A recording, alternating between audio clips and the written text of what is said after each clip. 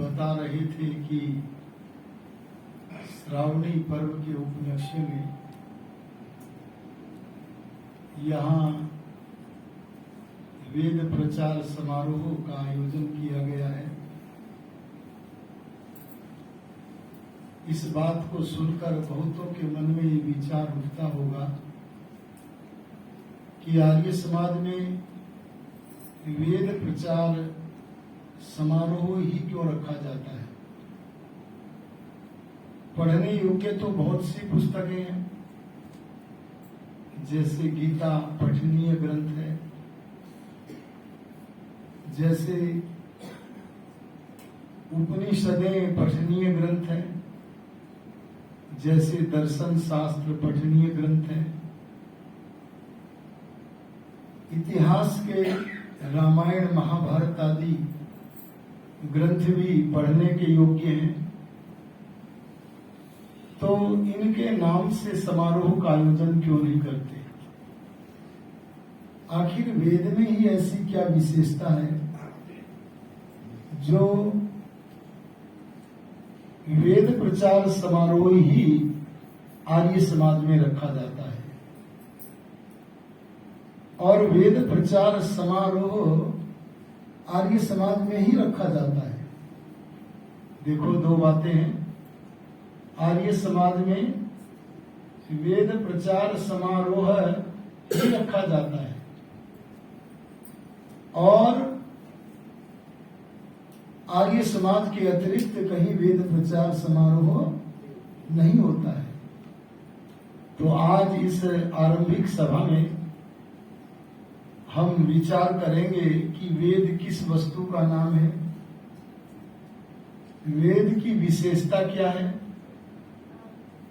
अभी खुल करके आएगी कि वेद की विशेषता है कि वेद भगवान की वाणी है।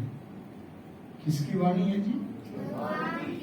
दयानंद जी ने सत्यार्थ प्रकाश बनाया, वाल्मीकि जी ने रामायण को बनाया, पतंजलि जी ने योग दर्शन को बनाया, लेकिन वेद नाम का ज्ञान किसी मनुष्य की रचना नहीं है। ये विशेषता है। अब यहाँ प्रश्न उत्पन्न होगा कि परमात्मा ने वेद की रचना की कैसे? आपके यहाँ ये भवन बने हुए हैं, ये भवन कैसे बने आप जानते हैं। आपके घर में भोजन बनता है, भोजन कैसे बनता है आप जानते हैं। ऐसे ही वेद नामक वस्तु की रचना परमात्मा ने कैसे की, इस विषय को आज आरंभ करते हैं। आइए सभी मिलकर मेरे साथ समवेत स्वर में गायत्री मंत्र का पाठ करें।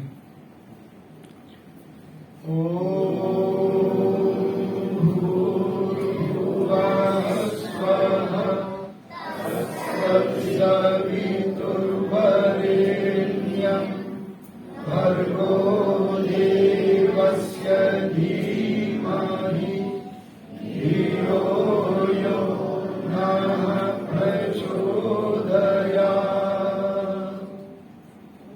ॐ यतो यतः समीहसे ततो नो अभयं कुरु शं नः कुरु प्रजाभ्यो अभयं नः पशुभ्यः।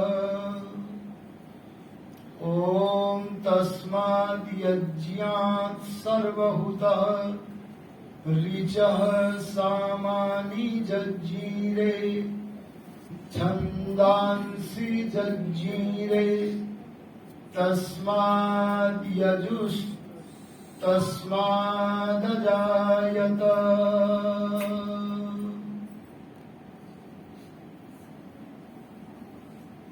व्याख्यान वेदी के समीप अपनी अपनी आसंदिकाओं पर विराजमान सम्मान्य यतिमंडल, अभी हम जिनके विचारों को सुन रहे थे, आदरणीय वर्मा जी, हमारे आर्य समाज के लिए पूर्णतया समर्पित व्यक्तित्व के धनी, आर्य समाज के सौम्य मंत्री आदरणीय श्री प्रकाश चंद्र शर्मा जी और हमारे आदरणीय रघुनाथ राय जी, उनके बराबर में बैठे हैं आदरणीय चौधरी साहब, आदरणीय ईश्वरी देवी जी,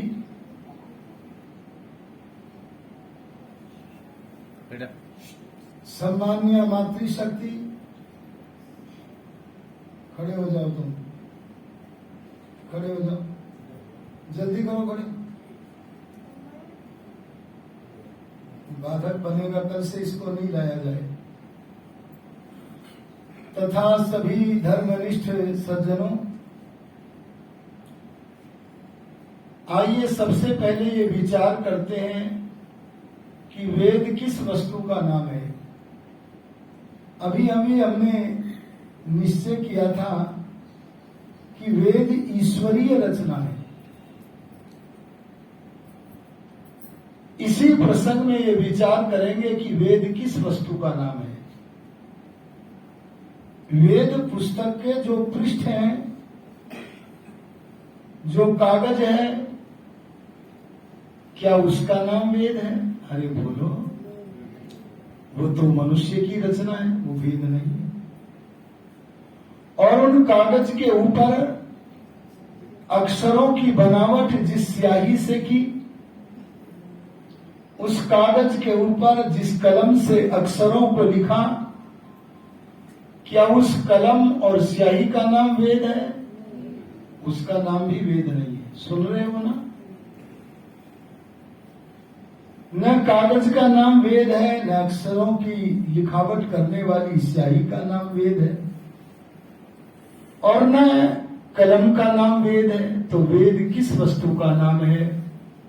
इस जिज्ञासा के उत्तर में, समाधान में, शास्त्र कहता है 3 वस्तुओं का नाम मिलकर वेद है। और वे 3 वस्तुएं जिसके प्रचार का ये समारोह यहाँ आर्य समाज के द्वारा रखा गया है, वो 3 वस्तुएं हैं। पहली शब्द, शब्द का नाम वेद है। शब्द क्या है? जैसे आप पढ़ेंगे पहला मंत्र, अग्निम ईडे पुरोहितम यज्ञस्य देवम ऋत्विजम। ये जो शब्द और शब्दों का क्रम है, ये शब्दों के क्रम को स्थापित करने का नाम, और शब्दों के क्रम से जो पंक्तियां बन गई, उन पंक्ति रूपी मंत्रों का नाम वेद है। तो पहली वस्तु जो वेद है, उसका नाम है शब्द। और केवल शब्दों का ही नाम वेद नहीं है, बल्कि उन शब्दों से जो वस्तु जानी जाती है, वस्तु को बोलते हैं अर्थ। अरे बोलो, क्या बोलते हैं जी? जैसे मैं बोलूं जल, जल का अर्थ क्या है ना? पानी तो शब्द है। मैं शब्द नहीं पूछ रहा हूं, मैं तो अर्थ को पूछ रहा हूं। अरे जैसे जल शब्द है, वैसे पानी भी शब्द ही है। बहुत गंभीरता में जाके विचार करना पड़ेगा। मैंने कहा था शब्द से जो चीज, अरे बोलो, शब्द से जो वस्तु जानी जाती है, उस वस्तु का नाम क्या है? अर्थ। अरे बोलो, क्या है? जैसे पहला मंत्र है अग्नि। अग्नि शब्द से प्रकरण के अनुसार एक वस्तु जानी जाती है, और वो वस्तु है परमेश्वर। बोलो, क्या है जी? अब पता लगा ना अर्थ क्या है? अग्नि शब्द से प्रकरण के अनुसार कहीं जाना जाता है सेनापति। क्या जाना जाता है? तो सेनापति क्या हुआ? अर्थ। अग्नि शब्द से कहीं प्रकरण के अनुसार अर्थ जाना जाता है, आग प्रज्वलित होती हुई जो वस्तु है, समझे कि नहीं? मैं उसे शब्द के द्वारा बता रहा हूं, पर उसके अर्थ को अपने मस्तिष्क में लाना। जो उष्ण वस्तु है, जिसे आग कहते हैं, वो अग्नि का अर्थ है। जो सृष्टि का बनाने वाला परमात्मा है, वो सर्वाग्रणी परमात्मा क्या है? अग्नि है। तो पद और पद का जो अर्थ है, इन दोनों का नाम क्या है जी? वेद। और किस शब्द का किस अर्थ के साथ संबंध है? क्या बोला मैंने? किस शब्द का कौन से अर्थ से संबंध है? उस शब्द और अर्थ का जो परस्पर संबंध है, उस संबंध का भी नाम बोलो वेद। तो तीन वस्तुएं हैं जिनकी आज हमें चर्चा करनी है। शब्द, उस शब्द से जो चीज जानी जाए दुनिया में, वो अर्थ, और उन शब्दों का किस किस अर्थ के साथ कहां कहां संबंध है, उस संबंध का भी नाम वेद है। कागज का नाम, स्याही का नाम, कलम का नाम वेद। ये मैंने सामान्यतया वेद नाम का चित्रण आपके सामने किया। जब कोई पूछे वेद क्या है, ये शब्द अर्थ और उसका संबंध क्या है, तो कहना वेद का अर्थ है ज्ञान। अरे बोलो, वेद माने? वैसे वेद के अन्य अर्थ भी हैं। क्या कहा मैंने? वेद के अन्य अर्थ भी हैं, पर आज के प्रकरण के अनुसार वेद का अर्थ है ज्ञान। कोई पूछे वेद माने क्या है जी? ज्ञान। शब्द से ज्ञान होता है। अर्थ को जब हम जानते हैं तो ज्ञान होता है। और शब्द और अर्थ का जो पारस्परिक संबंध है, उससे ज्ञान होता है। इसलिए वेद का अर्थ हमारे वैयाकरणों ने कहा, वेद माने ज्ञान। अब हम वेद पर विचार करने लगे, ज्ञान पर विचार करने लगे हैं, ज्ञान नाम की वस्तु को विचार करने लगे हैं, जो वेद शब्द से जानी जाती है। संसार में चले जाना, कहीं भी चले जाना धरती पर। अरे धरती पर क्यों, चाहे अन्य लोकांतरों में चले जाना, कहीं भी चले जाना, हम देखते हैं कि ज्ञान के 3 प्रकार हैं। कितने प्रकार हैं जी? 4 नहीं मिलेंगे, 3 प्रकार हैं। आज मैं अपने प्रवचन में ज्ञान के 2 प्रकारों की चर्चा करूंगा केवल। ध्यान दीजिए जी जरा इधर। ज्ञान के 3 प्रकारों की चर्चा नहीं करूंगा, केवल 2 प्रकारों की चर्चा आपके बीच में आज धरता हूं। ज्ञान का एक प्रकार है, देखो आज बहुत महत्वपूर्ण प्रवचन है। अगर आपने आने जाने वालों को देखना बंद कर दिया और मेरे से जुड़ गए, तो आज इस बात को स्पष्ट करके उठोगे कि भगवान ने वेद का ज्ञान कैसे दिया। इसलिए अत्यंत अवधान के साथ, एकाग्रता के साथ आप बैठने की कृपा करें। मैं आपसे निवेदन कर रहा था, एक ज्ञान है स्वाभाविक ज्ञान। स्वाभाविक माने स्व माने अपना, भाविक माने होने वाला। जो ज्ञान हमारा अपना होता है, समझे कि नहीं समझे? जो ज्ञान हमारा जन्म से लेकर मृत्यु तक हमारे साथ बना रहता है, हमसे अलग ही नहीं हो सकता है। गाय बन गए तो गाय जाति का, कुत्ता बन गए तो कुत्ता जाति का, मनुष्य बन गए तो मनुष्य जाति का। जो सुलभ जन्म से लेकर मरने तक उसका अपना ज्ञान होता है, जो ज्ञान उसे मां से नहीं मिला, पिता से नहीं मिला, गुरुकुलों में नहीं मिला, किसी भी अन्य से नहीं मिला, जो जन्म के साथ साथ उसके साथ मृत्यु पर्यंत बना रहता है, वो उसका अपना ज्ञान, अरे बोलो किसका? अपना ज्ञान, वो है स्वाभाविक। इसे उदाहरण के द्वारा समझे। आपने भैंस को देखा होगा। अगर भैंस को हम पानी में डालें, गहरे पानी में, सरोवर में डालें, तो आप विचार करिए, भैंस तैरेगी कि डूबेगी? तैरेगी। क्या उसने तैरना किसी शिक्षणालय में प्राप्त किया है? तैरने का ज्ञान उसका अपना है और जन्म से मरने तक रहने वाला है। अच्छा, अगर मनुष्य जो बुद्धिमान है, अरे जो विद्वान है, अरे जो विश्व चैंपियन तैराक का बेटा है, अगर उसे तैरना नहीं सिखाया, उसे पानी में डाले, तो बोलो वह तैरेगा कि डूबेगा? क्या निकल के आया? सिद्धांत निकल के आया, भैंस के पास तैरने का अपना ज्ञान है और मनुष्य की जाति के पास तैरने का स्वाभाविक ज्ञान।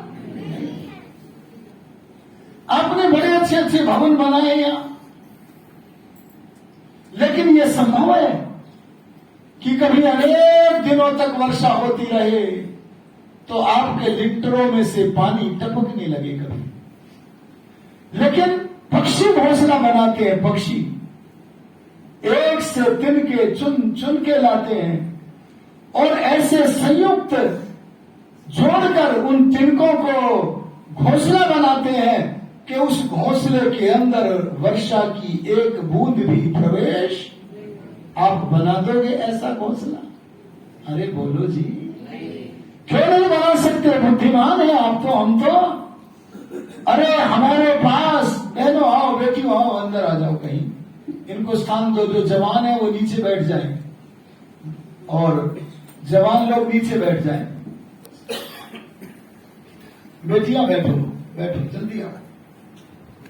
आइए, मैं आपसे निवेदन कर रहा था, ध्यान दीजिए, बिल्कुल एकाग्र रहिए। कौन आएगा बैठाना वो मेरा काम है, आप लोग बिल्कुल जुड़े रहिए। मैं आपसे निवेदन कर रहा था कि स्वाभाविक ज्ञान हमारे पास घोंसला बनाने का नहीं है और हमने कहीं घोंसला बनाना सीखा नहीं है, क्योंकि आवश्यकता नहीं है, इसलिए हम घोंसला नहीं बना सकते। इसी तरह सारी जातियों को, सारे पशु पक्षियों को, सारे जीवों को परमात्मा ने स्वाभाविक ज्ञान दिया है। वो स्वाभाविक ज्ञान के आधार पर अपना कार्य करते हैं। जब मैं मनुष्य के स्वाभाविक ज्ञान की तरफ निहारता हूं तो मुझे ऐसा लगता है भगवान ने सबसे कम स्वाभाविक ज्ञान मनुष्य को दिया है। मैं ये तो नहीं कहता कि मनुष्य के पास स्वाभाविक ज्ञान नहीं है, ये तो नहीं कहता, पर यह कहता हूं कि इतना कम है, अजी इतना कम है कि उस नाम मात्र के स्वाभाविक ज्ञान के द्वारा मनुष्य सफल नहीं हो सकता।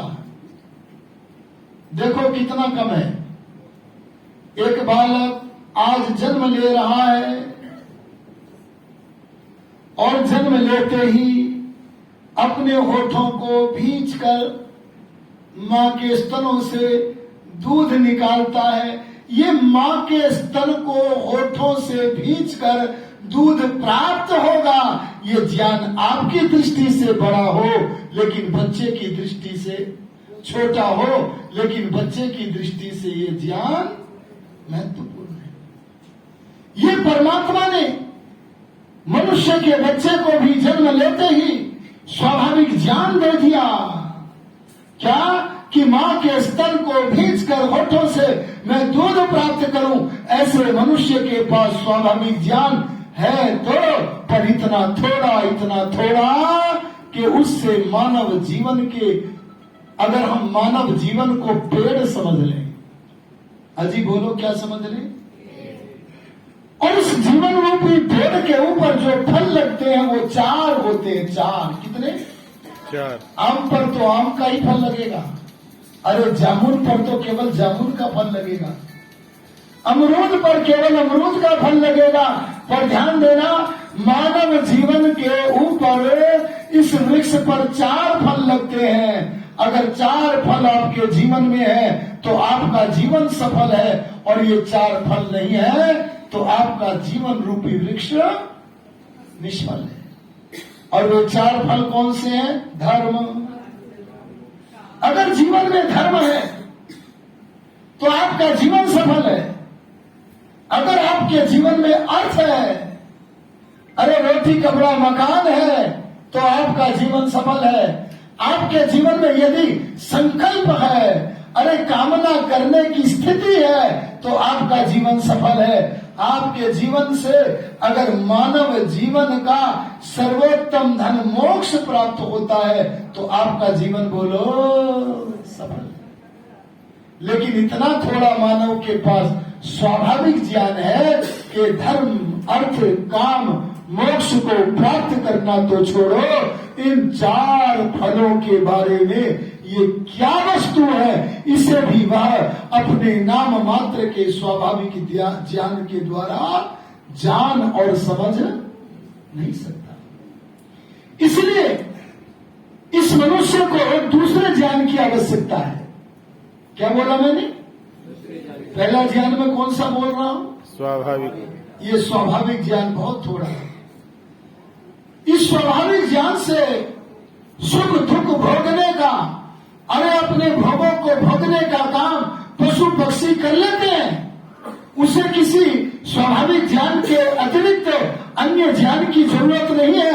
लेकिन मानव जीवन अगर धर्म, अर्थ, काम और मोक्ष को प्राप्त करना चाहे तो उसे दूसरे ज्ञान की जरूरत है। और उस ज्ञान का नाम रखा भगवान ने रखा, ऋषियों ने हमें बताया। क्या वो है? नैमित्तिक ज्ञान। बोलो जी, क्या है जी? ये क्या होता है? जो ज्ञान निमित्त से मिले, कारण से मिले, दूसरे से मिले। निमित्त शब्द का अर्थ करते हुए ऋषिदान लिखते, जरा समझे निमित्त शब्द को। जिसके बनाने पर कोई वस्तु बने। आपके घरों में रोटियां आप बनाते हैं तो आप रोटी के क्या हो गए? अरे बोलो, क्या हो गए? निमित्त। निमित्त कारण। संसार को परमात्मा बनाता है तो परमात्मा संसार का क्या हो गया जी? निमित्त। अरे घड़े को कुंभकार बनाता है तो कुंभ का घड़े का निमित्त कारण बनाने वाला कौन है? कुम्हार है। तो नियम समझो, जिसके बनाने पर कोई वस्तु बने। अच्छा, अगर बनाने वाला न बनाए तो बोलो बनेगा? या कभी आपने ऐसा देखा है कि आपने रोटी बनाई नहीं, बन गई अपने आप? होता है क्या? ऐसे ही सृष्टि का बनाने वाला ही कोई है। बिना बनाने वाले के बनी हुई चीज बनती नहीं है। घड़ा तब तक नहीं बनेगा जब तक बनाने वाला नहीं होगा। और तीसरा लक्षण क्या है निमित्त का? जो अपने को बनाता नहीं है। क्या कुम्हार अपने को घड़ा बनाता है? दूसरी चीज को, मिट्टी को घड़ा बनाता है। क्या रोटियां आप अपने आप को बनाती हैं? अरे रोटियां तो आप आटे को रोटी का आकार देती हैं। क्या परमात्मा अपने आप को संसार के रूप में बनाता है? ना ना ना ना। परमात्मा प्रकृति से संसार के पदार्थों की रचना करता है। इससे पता लगा जो बनाने वाला है, अरे जो ज्ञान देने वाला है, वो ज्ञान का देने वाला माता, पिता, आचार्य, अतिथि कोई भी हो, वो है हमारे ज्ञान का निमित्त कारण। ध्यान देना, जरा सीधे होके बैठो, आंख बंद करके आज ना बैठो। ये आंख भी खोलो, मुझे लगना चाहिए आप जाग रहे हैं कि सो रहे हैं। आज में ध्यान देना, मैं आपसे निवेदन करूंगा, निमित्त ज्ञान को समझने के लिए थोड़ा सा बौद्धिक परिश्रम कीजिएगा। उसके बिना ये विषय स्पष्ट नहीं होगा। मैं आपसे निवेदन कर रहा हूं, निमित्त है तो नैमित्तिक ज्ञान है। क्या अर्थ निकला? अगर हमारे पास कोई ज्ञान है तो उसके देने वाला जरूर कोई होता है। अरे बोलो, होता है कि नहीं? या तो माँ ने दिया या पिता ने दिया। अरे समय तो होने को है, मैं जल्दी जल्दी अब चलता हूं। या आचार्य ने दिया। ऐसा नहीं हो सकता। अच्छा, ये कागज है, किसने बताया? माँ ने। ये कलम है, किसने बताया? माँ ने। ऐसे छोटे छोटे ज्ञान से लेकर जो बड़े बड़े ज्ञान विज्ञान है, उन सारे ज्ञान विज्ञानों का देने वाला कोई ना कोई है, कोई ना कोई है। बिना निमित्त के नहीं होता। एक उदाहरण लीजिए। एक बच्चे का जन्म भारत के अंदर रहने वाली मां से होवे और वो भारत में रहने वाली नारी अपने बच्चे को जन्मते ही इंग्लैंड में रहने वाली नारी की गोद में रख दे। इंग्लैंड की नारी उसका लालन पालन पोषण करे।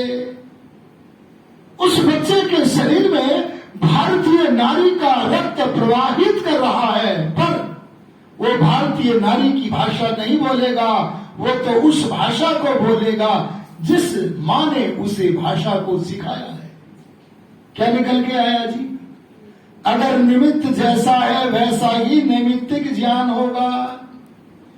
आपने अगर अपने बच्चे को गणित दिलाया है तो वो गणित का विद्वान बनेगा।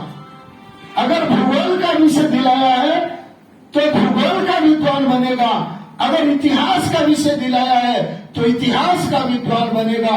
अर्थात जैसा जैसा निमित्त है वैसा वैसा ही नैमित्तिक ज्ञान है। और यदि निमित्त नहीं है तो बोलो नैमित्तिक ज्ञान। एक उदाहरण दिया है ऋषिवर दयानंद ने। परीक्षा कर लो इसकी। जो कहा जा रहा है उसकी परीक्षा करो। कैसे परीक्षा करें? तब ढंग बताया ऋषि ने। आपके घर में कोई बच्चा जन्म लेवे, उसे जन्म लेते ही सीखने का उसे कोई अवसर प्राप्त न होवे, इसके लिए अपने नगर से दूर कहीं जंगल में रख दो और जंगल में रख के ऐसी व्यवस्था कर दो कि उसके जीवन को कोई हानि ना हो। भूख लगे तो भोजन दे दो, प्यास लगे तो पानी दे दो, सर्दी गर्मी से बचा के रखो, लेकिन उसके पास सीखने का कोई अवसर नहीं होना चाहिए। अगर ऐसे आप अपने बच्चे को एकांत जंगल में रख दो तो वो बच्चा 10 साल के बाद, अजी 20 साल के बाद, 40 साल के बाद वो युवा उस मांस के लोथड़े को जंगल में से यहां ले आना।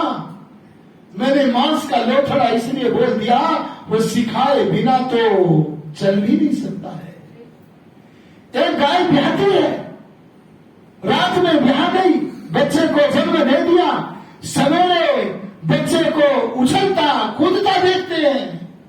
ये उछलना कूदना चलने का ज्ञान उसके पास स्वाभाविक है, लेकिन मनुष्य के बच्चे को अगर आपने चलना नहीं सिखाया तो वो तो चलना भी नहीं सीख सकता। इससे सिद्धांत निकला। देखो, आर्य समाज में सिद्धांत परोसा जाता है। आर्य समाज में मान्यताएं नहीं। मान्यता माने जिसे लोग मानते हैं वो मान्यता है। कई बातें तो सही भी मानी जाती हैं, वो सब शुद्ध मान्यता है। कई मान्यताएं गलत भी हैं।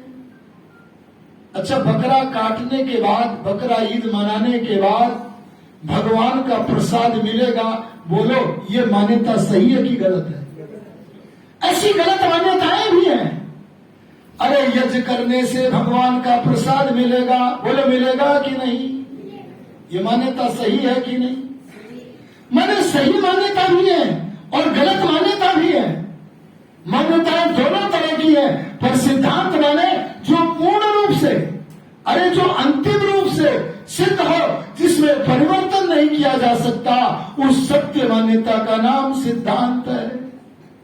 आज मैं एक सिद्धांत प्रेषित कर रहा हूं आपके सामने, और वो ये कि यदि निमित्त है तो नैमित्तिक ज्ञान होगा, जैसा निमित्त है वैसा ही बोलो नैमित्तिक ज्ञान। एक व्यक्ति ऋषि नारद के पास आया और आकर के बोला कि ऋषिवर, आपने नैमित्तिक ज्ञान का झगड़ा क्यों बढ़ा दिया? ऋषि बोले उपाय बताओ कैसे करें।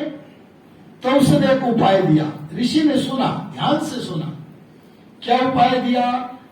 मनुष्य अपने स्वाभाविक ज्ञान को धीरे धीरे बढ़ावे और इतना बढ़ावे कि बढ़ाता बढ़ाता विद्वान बन जावे।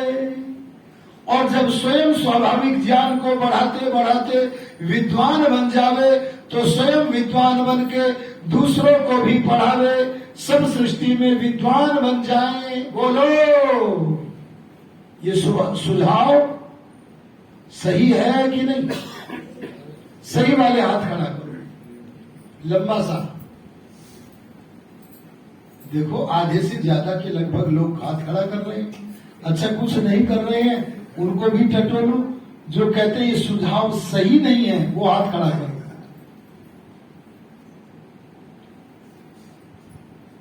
इनके लिए तालियां बजाइए जी, तालियां बजाइए।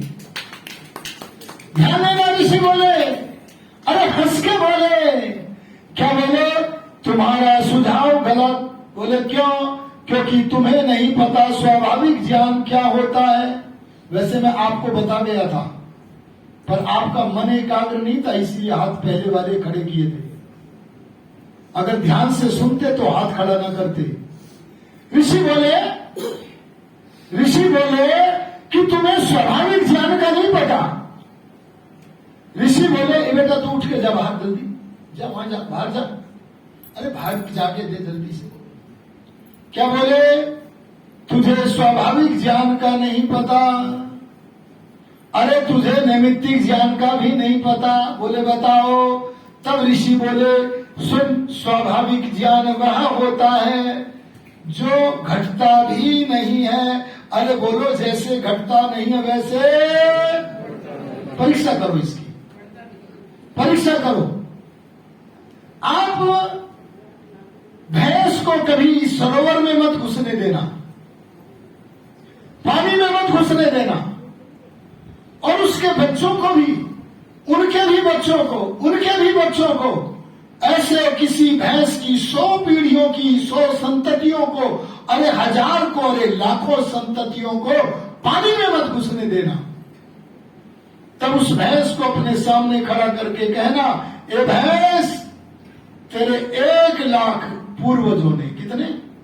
तेरी माँ, उसकी भी माँ, उसकी भी माँ, उसकी भी माँ, ऐसे 1 लाख पूर्व तेरे पूर्वजों ने, उन्होंने कभी पानी में घुस के नहीं देखा। और आज हम तुझे पानी में डालते हैं, गहरे पानी में। बोलो, अगर हमने उसे गहरे पानी में डाला तो वो भैंस तैरेगी कि डूबेगी? क्या सिद्धांत निकल के आया? सिद्धांत निकल के आया, अरे लाखों पीढ़ियों तक तुम उन्हें चाहे तैरने का मौका न देना, पर स्वाभाविक तो उसका अपना है, कहीं से आया थोड़ी है जो घटेगा। जो आता है वो चला जाता है, और जो चला जाता है वो फिर आ जाता है। अरे भैंस के पास तैरने का ज्ञान कहीं से आया नहीं है, वो तो परमात्मा की व्यवस्था से जब जब कोई जीव भैंस जाति को प्राप्त करता है तब तब उस जाति का स्वाभाविक ज्ञान उसे सुलभ रहता है। जैसे भैंस का स्वाभाविक ज्ञान घटा नहीं, ऐसे ही स्वाभाविक ज्ञान बढ़ नहीं सकता। मैंने उदाहरण नहीं दिया था क्या? आप अपने बच्चे को जंगल में रख दो, ये हाथ उठाने वालों जरा चिंतन करो, और जंगल में रख दो, 30 साल में ज्ञान बढ़ा क्या? तो क्यों कहते हो कि ज्ञान को स्वाभाविक बढ़ावे? ये डार्विन जैसे अशुद्ध लोगों की थ्योरी काम नहीं करेगी, परीक्षा करके देख लो। ध्यान देना, स्वाभाविक ज्ञान जैसे घटता नहीं वैसे बढ़ता नहीं। जो ज्ञान घटता है, जो ज्ञान बढ़ता है वो दूसरा होता है। उस दूसरे ज्ञान का नाम है नैमित्तिक ज्ञान। अरे बोलो कौन सा? अब बताओ, वेद नाम से जो ज्ञान धरती पर है, भूर्भुवः स्वः तत्सवितुर्वरेण्यम, ये वेद का मंत्र है। इस मंत्रात्मक जो ज्ञान है वो स्वाभाविक है कि नैमित्तिक? अजी स्वाभाविक है तो सब विद्वान पैदा होने चाहिए थे। बोले ये कौन पैदा हुआ? वेद का विद्वान। बोले ये कौन पैदा हुआ? वेद का विद्वान पैदा हो रहा है, क्योंकि वेद का ज्ञान स्वाभाविक। अगर ऐसा माने तो ना ना ना ना, वेद का ज्ञान स्वाभाविक नहीं है जी। वेद का ज्ञान तो निमित्त से मिलता है। अच्छा, जिसके पास ज्ञान है वो किसी न किसी निमित्त से है। इसलिए भगवान ने कहा, ए मानव, तुझे मैंने प्रकृति से संसार को बनाकर दे दिया, लेकिन तू संसार में कैसे रहे, संसार में कैसे अपने जीवन को जिए, कैसे मोक्ष को प्राप्त करे, इसके लिए तुझे एक दूसरा ज्ञान देता हूं। और वो दूसरा ज्ञान क्या है? वेद। अरे बोलो क्या है? वेद। अब मैं प्रवचन को उपसंहार की ओर ले चलता हूं। ये वेद का ज्ञान परमात्मा सृष्टि के शुरू में देते हैं। कब देते हैं जी? शुरू में। अच्छा, भगवान ने सूर्य कब दिया? शुरू में। शुरू में, या उसमें चेंजिंग लाता कभी बाद में? ये पुराना पड़ गया, अब इसको खत्म करो, नया देते हैं, ऐसा करता है क्या? परमात्मा ने चांद कब दिया? आरंभ में। परमात्मा अपनी सृष्टि की रचना का जब आरंभ करता है, तभी जो ढांचा जिस रूप में स्थापित कर दिया वैसा ही होता है, उसे बार बार बदलने की जरूरत नहीं है, क्योंकि वो ज्ञान में पूर्ण है। अरे वो शक्ति में पूर्ण है। इसलिए सृष्टि के आरंभ में परमात्मा अपनी मनुष्य जाति के, अपने मनुष्य रूप पुत्रों के कल्याण के लिए अपना जो ज्ञान देता है, उस ज्ञान का नाम क्या है? वेद। अब मैं कहना चाहूंगा, वो ज्ञान परमात्मा ने 4 ऋषियों को दिया। कितनों को? अब मैं संक्षेप में बोलूंगा, समझ लेना। 5-7 मिनट में, 5 मिनट में मुझे संपन्न करना है। कैसे देता है जी?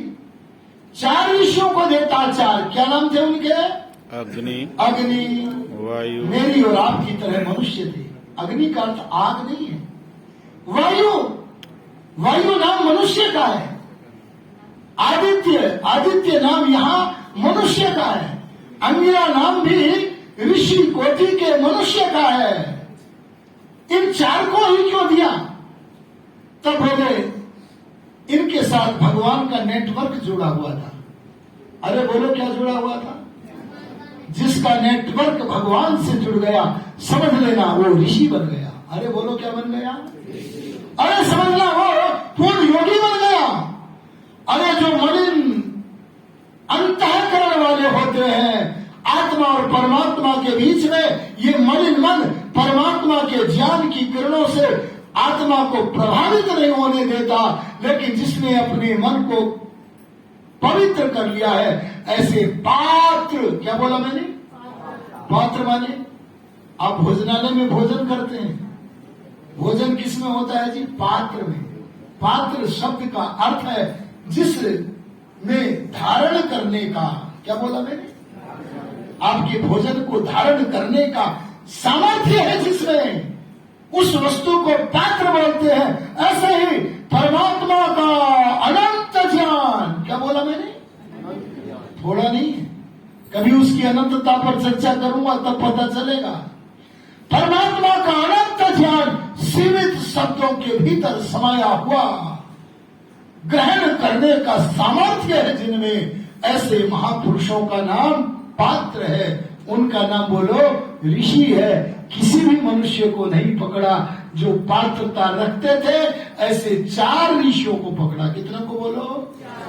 यहां एक प्रश्न है, उसका समाधान करता हूं। मंत्री जी 20 तक ले जाऊं क्या? चल जाएगा? मैं थोड़ा स्पष्ट कर दूंगा, इसलिए मैंने 5 मिनट आपके ले लिए हैं, और आप थोड़ा धैर्य रखेंगे। और ये ध्यान देना, मैं आपसे निवेदन कर रहा हूं। अब यहां एक शंका पैदा होती है, परमात्मा निराकार है कि साकार? अरे बोलो। और जो निराकार है उसके पास शब्दों का उच्चारण करने के लिए, मैंने शब्द नाम वेद का बोला है ना, उसके पास शब्द का उच्चारण करने के लिए वाणी है क्या? नहीं है। अच्छा, हाथ है क्या कलम चलाने के लिए? तो बिना वाणी के, अरे बिना लेखनी के अग्नि, वायु, आदित्य, अंगिरा, 4 ऋषियों तक अपने वेद रूप ज्ञान का प्रेषण परमात्मा निराकार कैसे करता है? परमात्मा से शब्द उत्पत्ति कैसे होती है? तब ऋषि दयानंद जी बोले, ए मनुष्यों, इस सिद्धांत को भी पकड़ो। और क्या पकड़ो? ज्ञान 2 प्रकार से दिया जाता है। कितने प्रकार से? एक ज्ञान अपने से भिन्न व्यक्ति को देते हैं। आप मेरे से भिन्न हैं, या मेरे अंदर या मैं आपके अंदर हूं? बोलो जी, भिन्न है। और अगर मैं अपने से भिन्न स्थान वाले को जान दूंगा तो सिद्धांत है, बिना वाणी के, बिना लेखनी के दे नहीं सकता। पीछे जो बैठे हैं उनको मैं अगर जान दूं तो मुझे तेज बोलना पड़ेगा, सत्यम वाला। और जो आगे बैठे हैं उनको मैं जान दूं तो धीरे बोलना पड़ेगा। अच्छा, अगर आप अपने आसन से उठकर मेरे इतने निकट आ जाओ कि अपना कान मेरे मुख के सामने लगाओ, तब मुझे बोलना पड़ेगा या नहीं? अरे बोलो, बोलना पड़ेगा या नहीं? बोलना तो पड़ेगा, चाहे धीरे से बोलना पड़े। क्या नियम निकला? क्या सिद्धांत निकला? अपने से भिन्न स्थान पर विद्यमान व्यक्ति तक अपना ज्ञान प्रेषित करने के लिए वाणी या लेखनी की आवश्यकता है। दूसरा प्रकार क्या है? जो अपने से अलग स्थान पर नहीं है। कल्पना करो कि मेरा आत्मा, ये कल्पना करा रहा हूं, ये संभव नहीं है, असंभव कल्पना करा रहा हूं समझाने के लिए। कल्पना करो कि मेरी आत्मा आपकी आत्मा के भीतर घुस जाए, हम दोनों एक देशी बन जाएं, तो बोलो तब भी मुझे क्या ज्ञान देने के लिए वाणी की जरूरत है? एक उदाहरण देना चाहूंगा। आप कुछ समय के पहले अपने अपने निवासों पर बैठे थे, आपने अपने को ज्ञान दिया होगा। आर्य समाज सेक्टर 7B में प्रवचन हो रहे हैं। अपने सारे कार्यक्रमों को रोककर मुझे आर्य समाज में जाना ही चाहिए। बोलो, ये ज्ञान आपने स्वयं को बोल करके दिया या लिख करके दिया या बिना वाणी और लेखनी के दिया? बिना वाणी। और वही ज्ञान, वही बात जब आपने अपने पारिवारिक सदस्यों को बताई होगी कि आज मैं आर्य समाज सेक्टर 7B में जाता हूं, तो आपको बोलना पड़ा होगा, क्योंकि आपके परिवार के सदस्य आपसे भिन्न स्थान पर थे। ऐसे ही इसी नियम से अगर आत्मा, अग्नि, वायु, आदित्य, अंगिरा, 4 ऋषियों के आत्मा और परमात्मा, ये दोनों अलग अलग स्थान पर है कि एक स्थान पर? अरे भगवान कहाँ है? वेद कहता है ईशावास्यमिदं सर्वम, भगवान तो सब जगह है। और बोले मैं कहाँ हूं? बोले गले के नीचे शरीर में ही हूं, पेट के ऊपर शरीर में ही हूं, दोनों स्तनों के बीच में शरीर में ही हूं, अंदर हार्ट की लाल लाल थैली के बाहर कमल के फूल की आकृति की अंगूठे के बराबर हर मनुष्य के शरीर में खाली जगह है। मैं अणु परिमाण अत्यंत सूक्ष्म आत्मा वहां रहता हूं, और जहां मैं रहता हूं वहां मेरा पिता, मेरा आचार्य, मेरा राजा, सर्वव्यापक परमात्मा भी रहता है। क्या निकला? परमात्मा अंतर्यामी है। किसका? आत्मा का। क्या निकला? परमात्मा व्यापक है, जीवात्मा व्याप्य है। व्याप्य माने जिसमें कोई प्रविष्ट है, जिसमें कोई, बोलो, प्रविष्ट माने घुसा हुआ है। और जो घुसा हुआ माने प्रविष्ट है वो परमात्मा है, और जिसमें प्रविष्ट है वो, बोलो, व्याप्य है।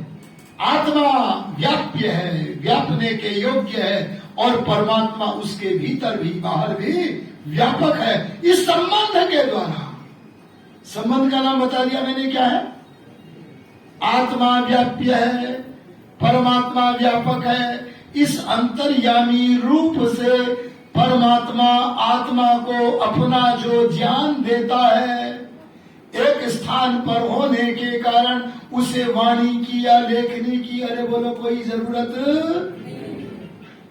कभी अवसर आया तो बताऊंगा। अरे जो योगी है ना, वो तो भगवान से ऐसे पूछते जैसे आप और हम एक दूसरे से पूछते। लेकिन जो योगी नहीं है, उन मनुष्यों के अंतःकरण अगर कुछ कुछ उजले हैं, तो उनके आत्मा के भीतर भी जब वो कोई विचार करते, कोई काम करते हैं, तो होता है कुछ कुछ। अगर बुरा काम करेंगे तो डर लगेगा, शंका होगी, लज्जा होगी। हो तो आत्मा में रही है, पर आत्मा में आत्मा की तरफ से नहीं, अंतर्यामी परमात्मा की तरफ से। एक बार योग समाधिमान दयानंद समाधि में बैठ गए और भगवान से बोले, पिता आपका दर्शन हो गया, आपका साक्षात्कार हो गया, जरा मुझे बताओ ना अपने शिष्य को आपने वेद ज्ञान कैसे दिया। सुनो जी, दयानंद बोले, समाधि से उठे, खिलखिला के हंसे और बोले कृतकृत्य होकर, निहाल होकर कि संसार के लोगों, आओ आओ, मैं तुम्हें भगवान से पूछकर बताता हूं कि भगवान ने अपना वेद ज्ञान 4 ऋषियों को कैसे दिया। तब उन्होंने जो सुंदर पंक्तियां लिखी, उसे कहकर मैं वाणी को विराम देता हूं। वे बोले, जैसे कोई बाजे को बजावे, अरे बोलो किसको, वैसे परमात्मा ने 4 ऋषियों को बाजे की तरह बजाया। और जब 4 ऋषियों को बजाया, उनके बजने से जो ध्वनि, जो नाद पैदा हुआ, वो नाद क्या है, अग्निम ईडे पुरोहितम। इस नाद का नाम बोलो क्या है, वे। एक तुलना करो जरा, ये हारमोनियम रखा होता है, ये बाजा है, जड़ है कि चेतन है? तेरा दिमाग लगाओ, थोड़ा परिश्रम करो, बौद्धिक, जड़ है। अच्छा, इस बाजे को बजाने वाला जो मनुष्य है, चेतन तो है, पर अल्पज्य है कि सर्वज्ञ है? अरे सर्वशक्तिमान है कि अल्पशक्तिमान? आश्चर्य देखो, एक जड़ बाजे में से, एक निर्जीव बाजे में से अल्पज्य अल्पशक्तिमान मनुष्य जैसा चाहता है वैसा नाद, वैसी ध्वनि, वैसी आवाज निकाल लेता है। अच्छा, उधर देखो, बाजे 4 हैं, वे अग्नि, वायु, आदित्य, मीरा, जड़ है कि चेतन है? चेतन। आहा, यहाँ तो जड़ बाजा और वहां चेतन बाजे। अच्छा, बजाने वाला अल्पज्य है कि सर्वज्ञ है? सर्वज्ञ। अरे अल्पशक्तिमान है कि सर्वशक्तिमान? अब यह मैं पूछना चाहता हूं, जब एक अल्पज्य अल्पशक्तिमान मनुष्य निर्जीव वाद्य यंत्र में से अपना मनोवांछित नाद निकाल सकता है, तो उधर सब कुछ जानने वाला सर्वज्ञ सर्वशक्तिमान परमात्मा 4 ऋषियों के माध्यम से अपना मनोवांछित वेद रूप नाद क्यों नहीं निकाल सकता जी? आपने कभी कठपुतली का खेल देखा है ना? ये कठपुतली जड़ होती है कि चेतन? पर उस जड़ कठपुतली को पर्दे के पीछे बैठा हुआ अल्पज्य मनुष्य जैसा चाहता है वैसी गति कराता है। अरे ऐसे ही जैसे कोई कठपुतली को नचावे, ऐसे परमात्मा ने 4 ऋषियों से जब चेष्टा कराई, उनकी चेष्टा करने पर जो हमें प्रसाद मिला, उस प्रसाद का नाम बोलो क्या है? वे। समय हुआ, अतः इन्हीं शब्दों के साथ अपनी वाणी को विराम देता हूं। ओम शम।